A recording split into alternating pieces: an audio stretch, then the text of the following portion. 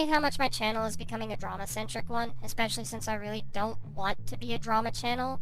But with Sherman Joshua, a video I'm making about a situation from 2019, perhaps that one's already out, I don't know, I'm kind of working on these at the same time.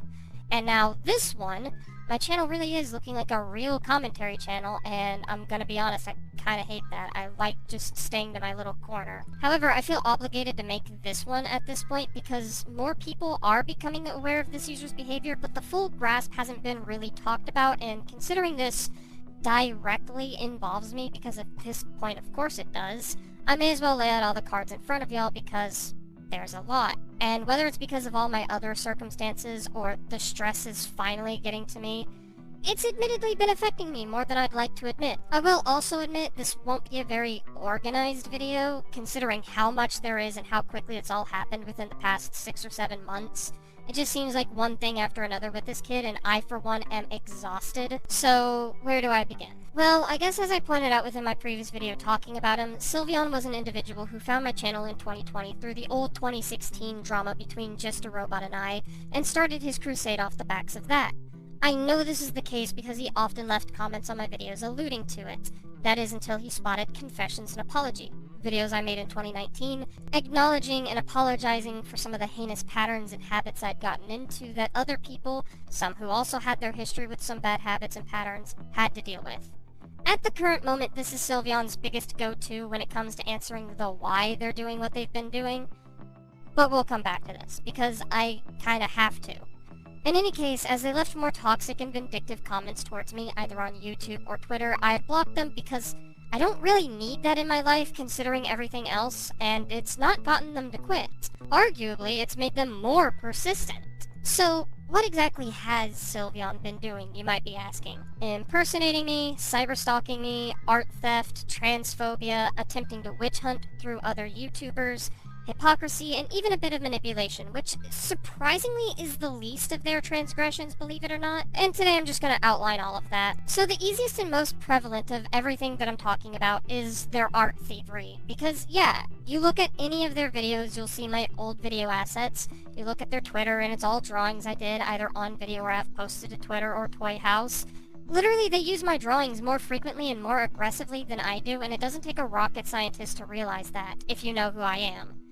The problem is, and I can't believe I'm saying that this is a problem, but not everyone does, and this will be important later. Point is, this is an egregious problem that they wear on their fucking sleeve, willing to out themselves as an art thief, plastering my Toy House link everywhere so they don't get called an art thief, because apparently that's how that works, and continuing to just throw my art around like a rainstorm drops water. Like, doesn't the slideshow commentary community constantly get lambasted for using copyrighted avatars and fan art? But the minute one of them switches to OCs and has that stolen, suddenly a blind eye gets turned to it. Some even enabling him when he starts manipulating people into believing he's sorry for the things he literally goes on to do later. Like, directly after later. Am I the only one that notices this blatant hypocrisy or this double standard or whatever you want to call it at this point? If it was just the videos, honestly, whatever. I didn't make a big deal about it in my video on Sylveon for the case of it not being that big of a deal, at least in comparison to everything else they did at the time. Harassment, in my mind, trumps merely stealing someone's crappy drawn-out images for a video. However, it begins to be a bit more of a line crosser when you use those images to impersonate and pretend to be that person drawing the art, something Sylveon does a lot on Twitter. They'll post an image of Elizabeth, my channel's brand mascot, claiming that it's them, or otherwise weaponize the images they've stolen as reaction form weapons to get a point across.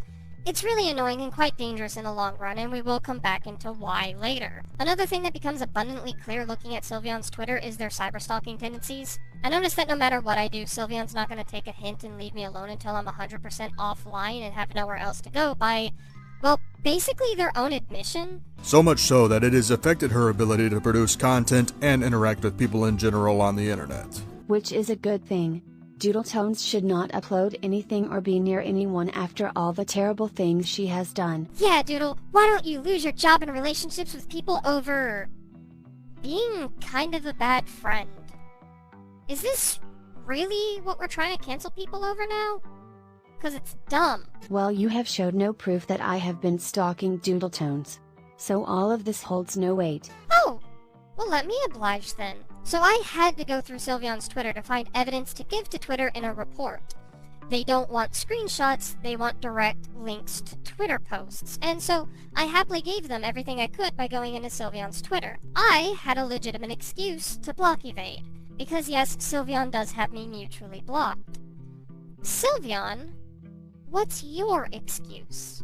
I had blocked you previously on YouTube when you left all sorts of comments at me and I figured I didn't want to deal with you. So you moved to Twitter. I blocked you on Twitter so I could get some peace of mind, and we can pinpoint when I did because you relished in the fact that I blocked you, only for you to block evade and find any rant that I posted that you could tangentially connect to you, even if it wasn't about you. And when I finally got tired of that and privated my account, you still find your way to anyone replying to me, begging to see what I have posted, or continuing to hunt for any further art shit you could steal from my Twitter or YouTube. Is that stalker behavior enough for you? Because if not, allow me to point directly to when I privated my toy house too, and your unhappy doodle noises tweet that followed it. Finding any post from older anti-doodle Twitters to retweet, finding months or years old tweets you could manipulate the context of or to plain use to continue harassing me, finding my old YouTube channel or videos where I actually used my face and to throw those around, throwing around confessions to just about every YouTuber you follow, tagging me even after I blocked you to try to make fun of me, finding old vent art on DeviantArt to tell me to leave the internet again. The list just goes on and on. How are you not a stalker? Regardless of if you feel your motives are noble to get the evil original doodle tones off the internet for good, this is still unwanted and obsessive attention. The textbook definition of stalking. My name and the faces of my characters do not ever seem to leave your presence, even when you're not directly talking about me. I also want to point out, this kid's got a Patreon with my characters attached to it. Like, you really out here trying to get people to donate to you for stalking and harassing a D-grade YouTuber? What a fucking gamer. Anyway, while we're on the note of your stalking behavior, despite us being mutually blocked, let's talk hypocrisy, because boy, for someone who loves to throw around how much I seemingly can't take criticism and will block you for it, don't think I haven't noticed all the people you blocked with the quickness as you put it to jar. Pink Robot literally out here making a passive thread about how she reported you for your poor behavior, only to get blocked following it. Or how you'll sit there and call this Sin guy a transvote parading Pride Month around like it's a fucking aesthetic while you misgender, dead name, and even call into question my being trans, for the point I swear to God is plagiarized from Kiwi Farms. You're so insecure in your identity that you want to take estrogen/testosterone and possibly mutilate your genitals just to regret it years or off your shelf later. Maybe you shouldn't call yourself being a different gender. Hey, you know, just because I did something shitty in the past, that doesn't excuse you doing the literal same shitty thing I did years later to me. There's kind of a reason I apologize for this behavior. Oh, wait. That apology is bullshit, and I can't change while being online now, can I? Guess this joke where you asked if Kai West could finally get stabbed, or all of this shit I'm bringing up that you seemingly claim to apologize for, suddenly bunk and you can't ever change while online, can you?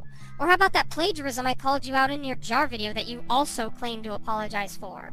I want to make this 100% clear. I do not stand by my first video on Doodletones. I'm just defending it from bad points.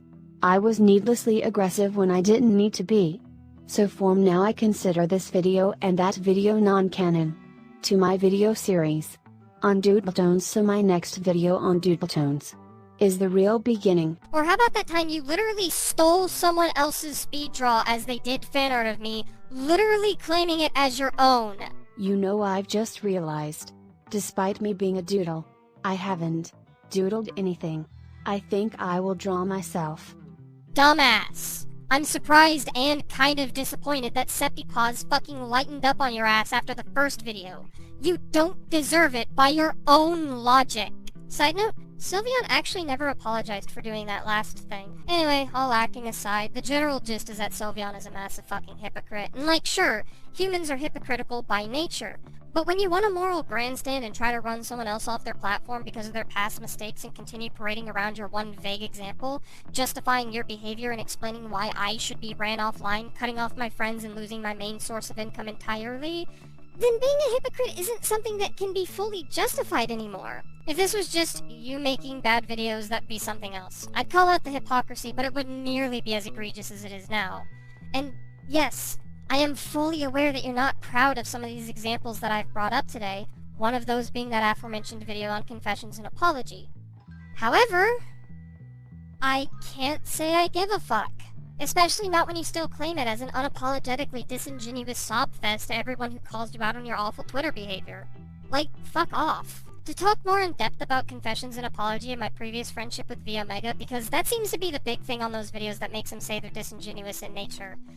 V was a notoriously manipulative and abusive individual. I'll talk about this in the other video whenever that comes out, or depending on if that one's out. As I said, I'm working on both these videos at the same time. But, point is, V was very abusive. If it wasn't his grooming of other individuals, he was very confrontational and controlling, always wanting an argument out of people, and refusing to walk away from any conversation, merely willing to agree to disagree, or even admitting to when he was mistaken on something. In fact, that was one of the primary reasons we even kicked him from the Cloud Palace. Actually, I don't believe I ever talked about that. So if you're new here, the Cloud Palace is a group commentary channel I run, comprised of, I think, 42 members? God, I have trouble keeping track. It's like a central hub where a bunch of commentators can get together and chill, or do co-ops, or, do what group channels do.